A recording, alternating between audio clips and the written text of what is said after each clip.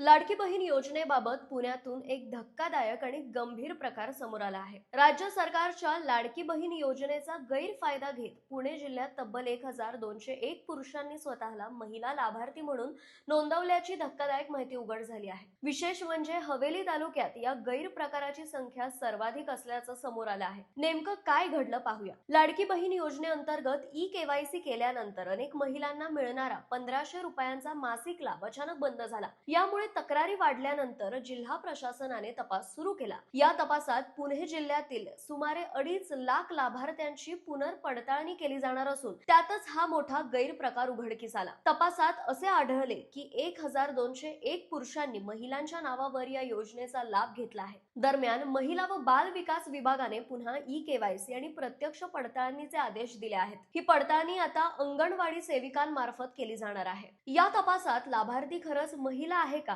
कुटुंबातील कोणती व्यक्ती सरकारी नोकरीत आहे का किंवा सरकारी पेन्शन घेत आहे का, या सगळ्या मुद्द्यांची तपासणी केली जाणार आहे। जर कुटुंबातील कोणताही सदस्य सरकारी पेन्शन धारक आढळला तर त्या कुटुंबाला योजनेसाठी अपात्र ठरवण्यात येणार आहे। या गंभीर प्रकरणाची दखल घेत राज्य सरकारने कडक भूमिका घेतली असून पुरुष लाभार्थ्यांचा शोध घेऊन त्यांच्यावर कारवाई करण्याचे स्पष्ट निर्देश प्रशासनाला देण्यात आले आहेत। आता या तपासानंतर नेमकी किती कारवाई होते आणि खऱ्या महिलांना त्यांचा हक्काचा लाभ पुन्हा कधी मिळतो याकडे सगळ्यांचं लक्ष लागलं आहे।